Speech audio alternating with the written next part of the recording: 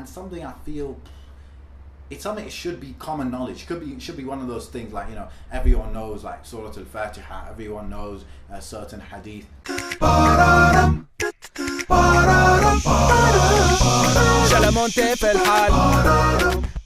Assalamu alaikum wa rahmatullah. This is Amin with Seera Masters, developing the Muslim mindset for success.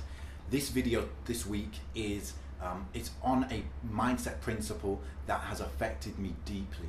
It's something that I've always tried to implement since I learnt about it, and I hope it, and I believe truly it will impact everyone. This is something I'm very passionate about, and something I feel it's something, it should be common knowledge. It should be one of those things like, everyone knows like Surah Al-Fatiha, everyone knows a certain hadith. Everyone should know this hadith and this mindset principle.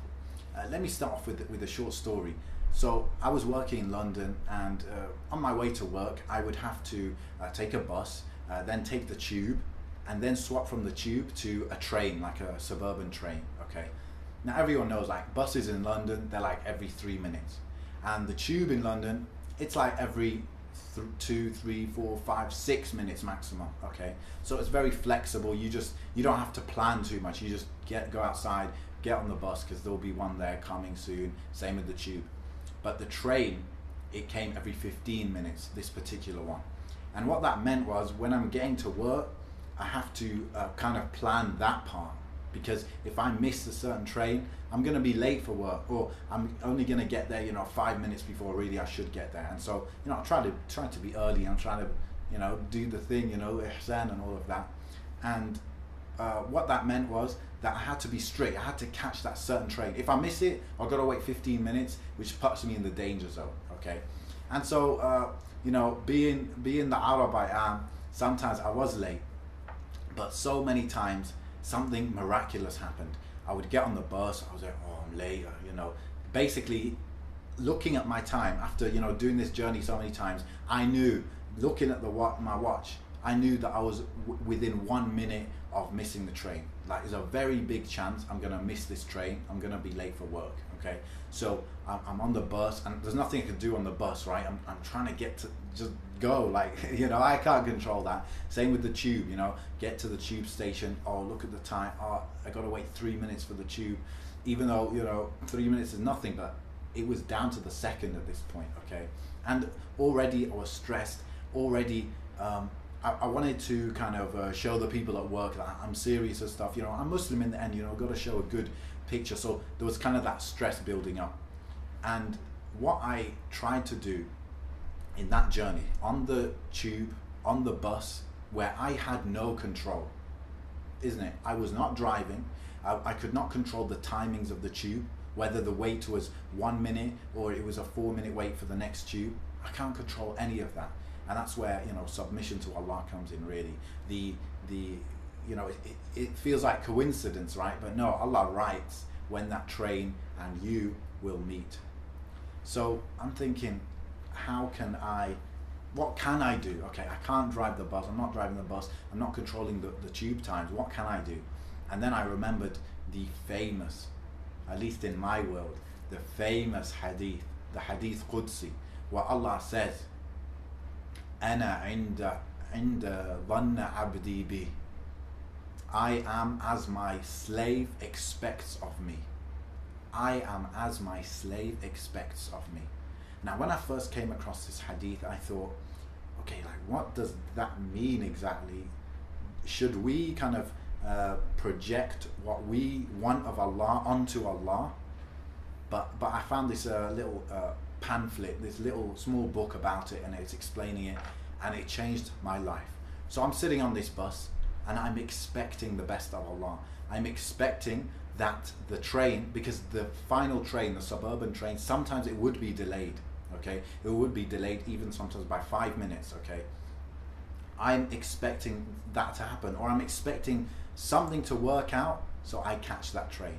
On top of that, I know that misfortune happens to people based on sins. So I'm expecting the best of Allah. I'm doing istighfar on the bus, and I'm hoping this is something that is actually in my control that will get me to work on time.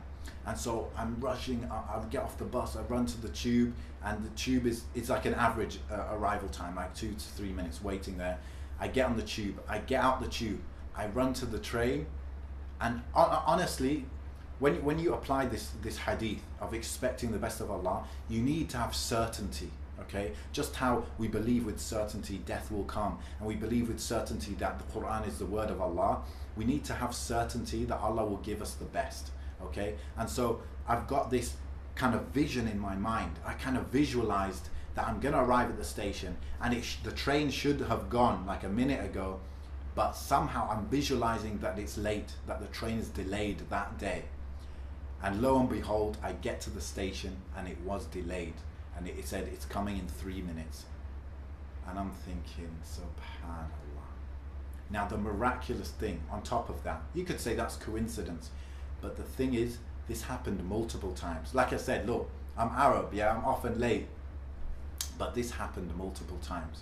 And what I began to feel is that the more certainty I had that Allah would hook me up, the more it would be likely to happen. And when, you know, obviously you could say, oh, but you can't just expect your way through life.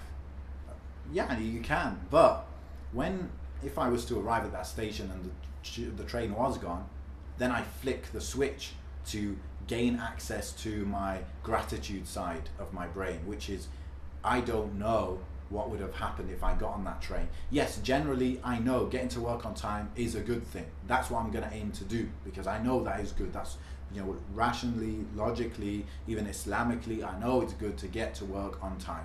Okay. However, sometimes that gets written by something that could have happened. You get on that train and, you know, there's someone crazy on the train, they attack you, they mug you, the train breaks down and you're delayed then by an hour, etc. You never know, right?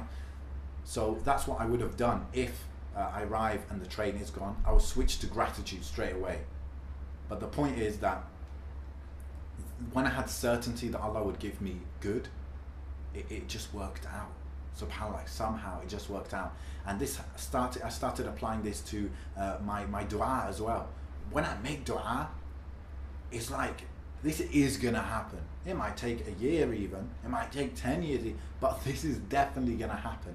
Okay, it's definitely gonna happen. And when I applied this more and more to my life, I saw myself getting more optimistic and thinking better of Allah as well, which is very important that we think well of Allah. Just expecting the best of Allah, being grateful for Allah, and it changed my life, absolutely. So I want you to, you know, I'll put a link actually to the booklet that I read, which explains it further, and you know, hopefully it will change your life as well. So enjoy, and you know, start to expect better of Allah. Don't be a pessimistic person. A Muslim is not a pessimist. You know, the Prophet ﷺ, he had the world against him. The world against him in spreading his message, especially in Mecca when there were very few Muslims, and the Muslims that were with him, they weren't that powerful people, you know, they weren't that wealthy people. Everything was against him. The odds were stacked against him, but he was optimistic, and Allah injected that optimism in him with certain ayat, certain surahs. You know, for example, Surah Al-Balad. Okay, Allah. It's deep to go into the actual meanings and all that, but Allah tells the Prophet ﷺ that this city, Mecca, you will be allowed in this place, because they wanted to kick him out, right? But Allah says, وَأَنْتَ حِلٌّ بِهَذَا الْبَلَدِ, you are allowed, you are permitted in this city. Okay, and that was Allah giving him hope that the future would change, even if he had to go to Medina and come back, but at some point he was going to be allowed in that city, and he came and he conquered it eventually. Same with Surah Al-Rum, you know, Allah saying that the Persians will be victorious, etc., etc. The optimism is just throughout the Seera and throughout the Quran. For example, I just can't stop. The ayah, I really can't remember the surah. I believe it might be Surah Al-Anfal or maybe Surah Al-Nisa. Okay, maybe you can find it out and drop it in the comments, the exact ayah. But yes, Allah talks positively about a certain group of people, And what is the trait that Allah, praises them for? Is that when people say that the world has come up against you, okay, the people tell this special group of people, everyone's coming up against you. Everyone is, they're all coming together against you. How do they react? And the people tell them, so you should be scared. Everyone's ganging up against you. You should be scared. Their reaction was, their iman increased.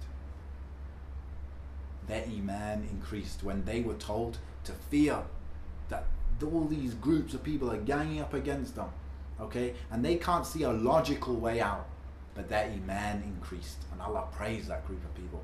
Super optimism.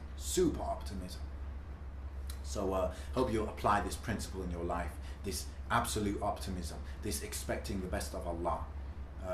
Thank you for listening. If you're interested in Seera Masters, of course you can subscribe here, you can like this video, and also you can check out the blog where there's a lot of blog posts there, download resources to download other mindset principles as well.